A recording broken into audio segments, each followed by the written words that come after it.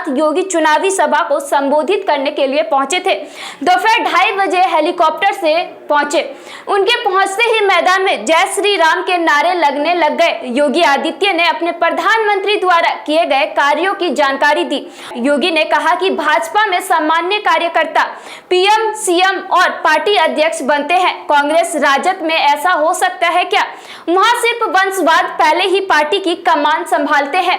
दोनों पार्टी में सहजाते कमान संभालने को आगे बढ़ाए। उन्होंने कहा कि जिस अराजकता को नीतीश कुमार ने 15 साल पहले खत्म किया था, उसी को लाने के लिए कम्युनिस्टों के साथ राजद महागठबंधन कर चुनावी मैदान में है। एनडीए एक भारत श्रेष्ठ भारत की संकल्पना को साकार करने आया है। सबका साथ सबका विकास हमारा संकल्प है। हमने सबके लिए काम किया है, तो हमें सबका वोट मिलना चाहिए। आइए आपको बताते हैं कि उन्होंने इस सभा के दौरान क्या कुछ कहा है। भाइयों बहनों, एक तरफ कोरोना महामारी से लड़ते हुए आप सबके उत्साह ने दुनिया के सामने एक नई नजीर प्रस्तुत की है, और दूसरी तरफ 500 वर्षों की देश और दुनिया की जो चीज थी, अयोध्या में भगवान राम के भव्य मंदिर के निर्माण के कार्य का शुभारंभ अपने प्रधानमंत्री जी के कर कमलों से 5 अगस्त 2020 को प्रारंभ हो चुका है। इसके लिए मिथिलांचल वासियों को बधाई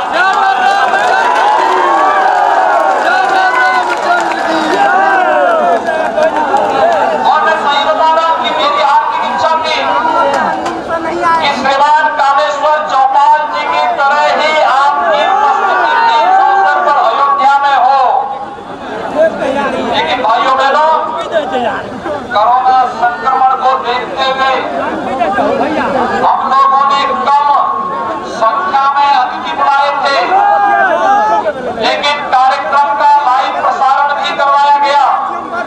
और हम लोगों की हार्दिक इच्छा होगी कोरोना को परास्त करके अयोध्या में भगवान राम का भव्य मंदिर का निर्माण करके हर मिथिलांचल वासी अयोध्या में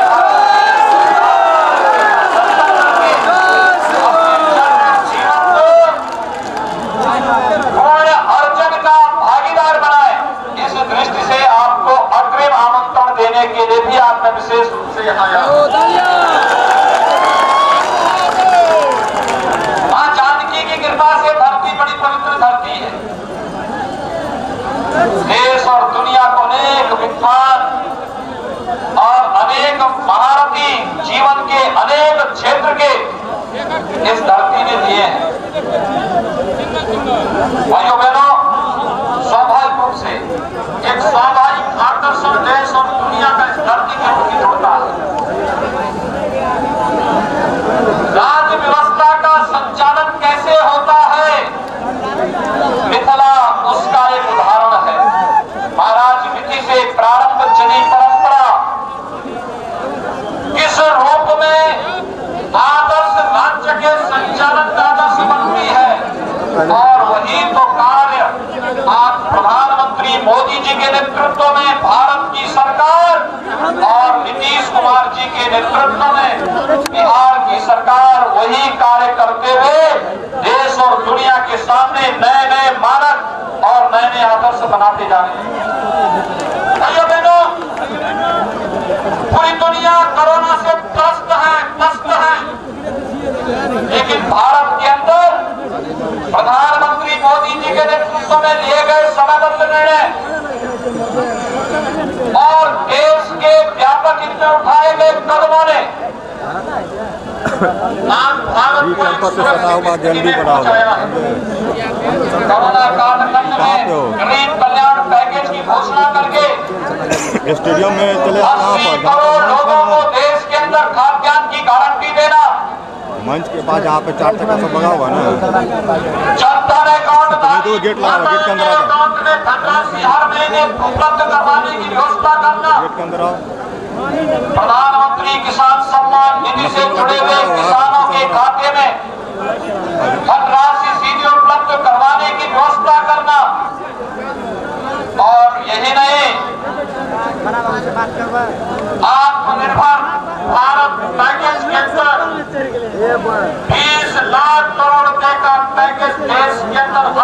क्षेत्र को लेकर के कोरोना के खिलाफ देश की लड़ाई को जिस प्रभावी ढंग से प्रधानमंत्री मोदी जी ने आगे बढ़ाया है, भाइयों बहनों, ये हमारी सबसे बड़ी ताकत है। और दुनिया पिछले की निगाहों से देख रहा है कि इतनी बड़ी आबादी 135 करोड़ की आबादी को प्रधानमंत्री नरेंद्र मोदी जी ने कैसे सुरक्षित स्थिति में पहुंचाने का कार्य किया है। भाइयों बहनों, आज परिवर्तन देखने को मिल रहा है। याद करिए, 15 वर्ष पहले बिहार की स्थिति क्या हो गई थी।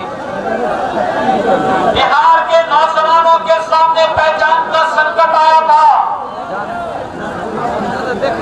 विश्वास का एक नया संकट खड़ा हुआ था और यूपीए की सरकार ने 2004 से 2014 के बीच में भी आपने देखा होगा, रोज नए घोटाले, कभी स्पेक्ट्रम घोटाला, कभी कॉमनवेल्थ घोटाला, कभी पोल घोटाला, और घोटाले पे घोटाले करके इन नौजवानों के जीवन के साथ जिन लोगों ने, कांग्रेस और राजद के लोगों ने जिन्होंने खिलवाड़ किया था, जिन लोगों ने पहचान का संकट खड़ा किया था, वही लोग आज रोजगार का एक झुंझुना लेकर के एक बार फिर से आकर के जनता की आंखों में धूल झोंकने का कार्य करना चाहते हैं।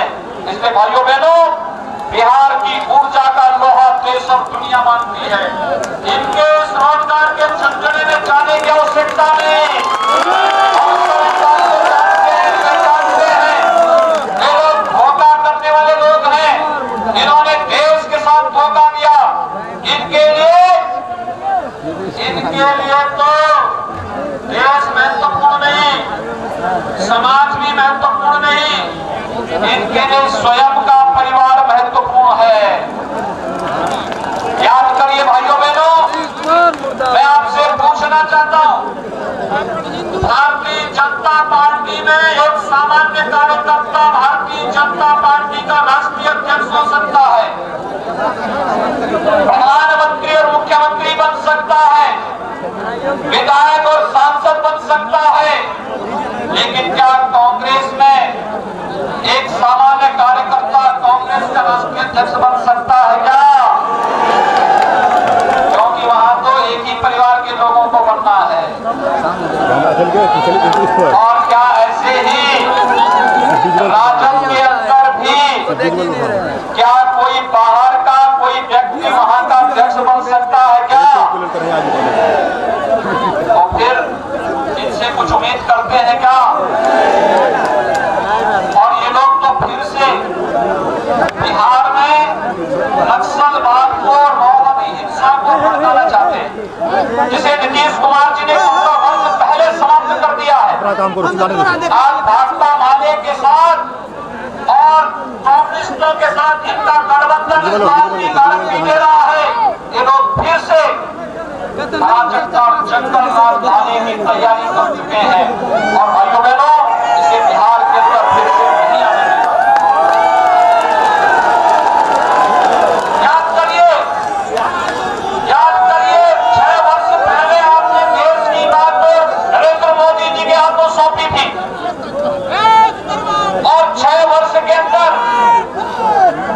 प्रधानमंत्री मोदी जी ने 3 करोड़ गरीबों को एक आवास उपलब्ध कराया, 4 करोड़ गरीबों को विद्युत के निःशुल्क कनेक्शन उपलब्ध करवाए, 8 करोड़ गरीबों को रसोई गैस का निःशुल्क कनेक्शन उपलब्ध करवाया, 10 करोड़ गरीबों के लिए एक शौचालय उपलब्ध करवाए, 15 करोड़ गरीबों को प्रधानमंत्री मुद्रा योजना से ऋण उपलब्ध करवा करके आर्थिक स्वावलंबन की ओर लेकर के गए, 35 करोड़ गरीबों के लिए जनधन अकाउंट खोल करके उन्हें आर्थिक स्वावलंबन की ओर अग्रसर किया, 12 करोड़ किसानों के खाते में प्रधानमंत्री किसान सम्मान निधि के साथ जोड़ने का कार्य किया, और 50 करोड़ गरीबों को आयुष्मान भारत में 5 लाख रुपए सालाना स्वास्थ्य बीमा का कवर देने के साथ ही कोरोना कालखंड में और अभी भी 80 करोड़ लोगों को निःशुल्क खाद्यान्न उपलब्ध कराने का कार्य नेतृत्व में भारतीय जनता पार्टी और जदयू का हो सकता है। पूछना चाहता हूं, पूछना चाहते हैं कांग्रेस और भाजपा के गठबंधन को, इनको भी देश के अंदर शासन करने का अवसर प्राप्त हुआ था। इन्होंने कौन से लोक कल्याणकारी कार्य किए? इन्होंने देश में समस्याएं जरूर दी, बेईमानी इन्होंने फैलाई, भ्रष्टाचार इन्होंने फैलाया, परिवारवाद इन्होंने फैलाया, जातिवाद इन्होंने फैलाया, नक्सलवाद इन्होंने फैलाया, आतंकवाद इन्होंने किया और नारी गरिमा को भी ठेस इन्होंने पहुंचाई।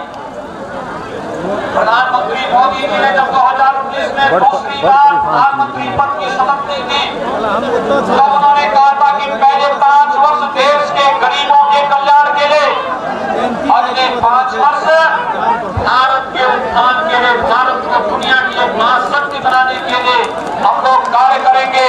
और भाइयों बहनों, उसकी शुरुआत होती है नारी गरिमा और सुरक्षा से।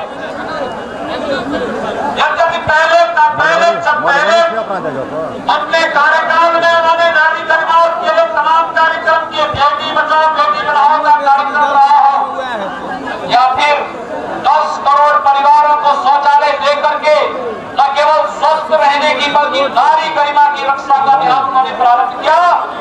अभी तो अगले चरण में भाइयों बहनों 3 तलाक की कुप्रथा को सदैव के लिए समाप्त करने का कार्य भी किसी ने कहा, प्रधानमंत्री मोदी।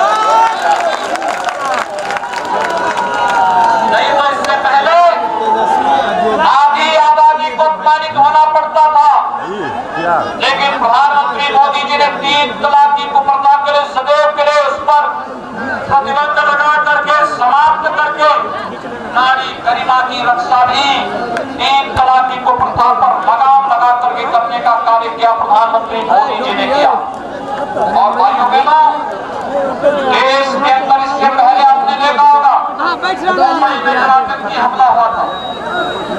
तो आतंकी हमले के समय देश इस बात को सोचता था कि पाकिस्तान का काराना हरकत है, पाकिस्तान को जवाब दिया जाना चाहिए। कांग्रेस नेतृत्व वो छपाए फिरता था, कहता था नहीं, पाकिस्तान के खिलाफ कोई कार्रवाई नहीं करेंगे क्योंकि कहीं पाकिस्तान एटम बम का उपयोग न कर ले।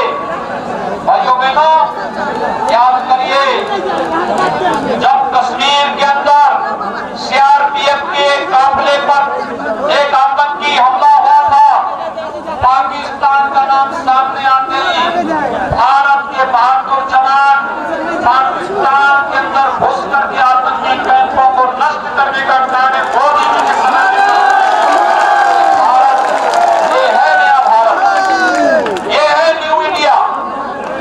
हमने भारत के स्वाभिमान और सम्मान के साथ तैयार करने की छूट किसी को नहीं दी, और चाहे पाकिस्तान हो या चाहे कोई हो, अगर भारत की तरफ टेढ़ी नजरों से देखने का दुस्साहस करेगा तो फिर उसका मुंह तोड़ जवाब देने के लिए हमारी प्रधानमंत्री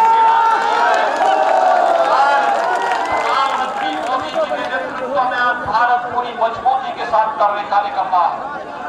भाइयों बहनों, यही नहीं, इससे पहले बिहार का कोई व्यक्ति अगर जम्मू कश्मीर के अंदर सर्विस करता था, अगर उसकी इच्छा होती कि एक घर यहाँ भी बना दो, नहीं बना सकता था। कांग्रेस ने आपको इस अधिकार से वंचित किया था। प्रधानमंत्री मोदी जी ने बिहार वासी को अधिकार दे दिया कि वो चाहे तो जम्मू कश्मीर के अंदर भी अपना जमीन खरीद सकता है, मकान बना सकता है।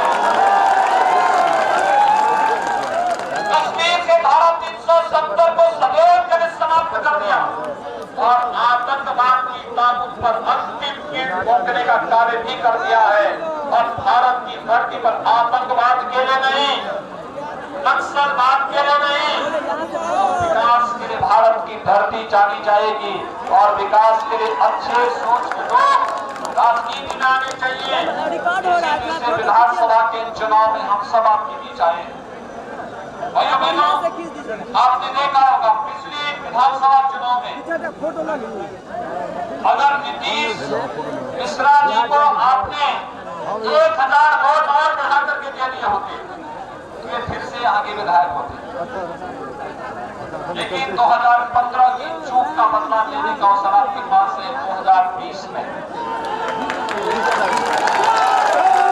भाइयों बहनों, उस चूक को, क्योंकि बहुत अच्छी लड़ाई आप लोगों ने लड़ी थी, लेकिन मतदान का प्रतिशत आप थोड़ा बढ़ा देंगे तो वह कई हजार वोटों से चुनाव जीत करके यहां से चले गए होंगे। और भाइयों बहनों, इसीलिए आज हम सब आपके बीच में आए कि भारतीय जनता पार्टी ने अपने 2 सुयोग्य के प्रत्याशी आपके बीच में दिए।